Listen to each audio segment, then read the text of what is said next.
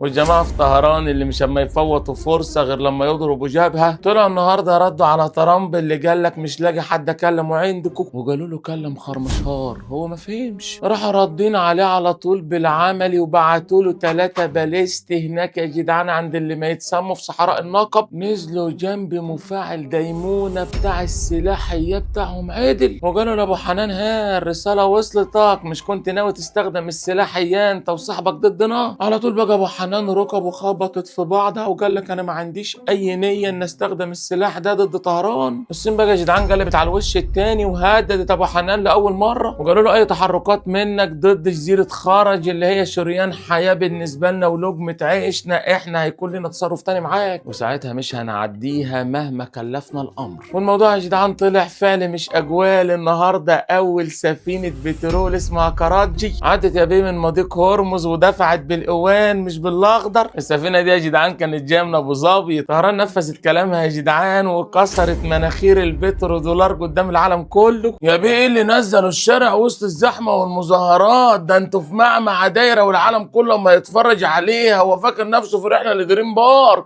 اما تتعاملوا بنفس الغباء ليه؟ هو انتوا ما تعلمتوش ولا عندكم قاده زياده ولا ايه؟ علي الارجاني يا جدعان ده مش اي حد، ده تاني راس كبيره في البلد بعد خمينئي. اللي حصل يا بيه ان هو طلع امبارح فضل ينادي بوحده الدول العربيه والاسلاميه وقال لهم تعالوا معايا انا مش هفضل في المعمعة دي لوحدي، وقال لك احنا مش غرضنا يا بيه نضرب الدول العربيه، والله احنا اما نتعامل مع القواعد والمنشآت الامريكيه اللي عندكم. راح ترامب طلع بعدها يستهبل وقال لك والله انا نفسي اتفاوض مع حد بس مش لاقي حد من عندكم افاوضه. طبعا الكلام اللي قاله ابو حنان ده بقى اما يضايق ويجلج مين؟ صاحبه ابو يائير، لان ده يا بيه اول ما يسمع كلمه تفاوض ومصالحه والدنيا تهدى اما يجيله ارتكاريا، فراح قال لك ايه بقى الارجاني ده هو الخيط الوحيد القريب اللي ممكن ابو حنان يتفاوض معاهم من خلاله. فهم بقى كل همهم انهم يقطعوا اي سكه للتفاوض. فما في ساعتين على طول من كلام المعلم علي الارجاني راحوا طالعين واعلنوا بعدها ان هم خلصوا عليه، والجماعه في امريكا كلهم قالوا لك ان ده حصل من ورانا ومن غير اي تنسيق معانا. الصدمه بقى واللي يضايقك من غباء اخواتنا ايه؟ ان ديفيد كيز اللي كان المتحدث الرسمي بتاع نتنياهو نزل تويته وقال لك الراجل اللي واقف ورا الارجاني في المظاهره ده يخصنا وتبعنا. مش بس كده، قال لك الدور الجاي على الارجاني بعد خمينئي.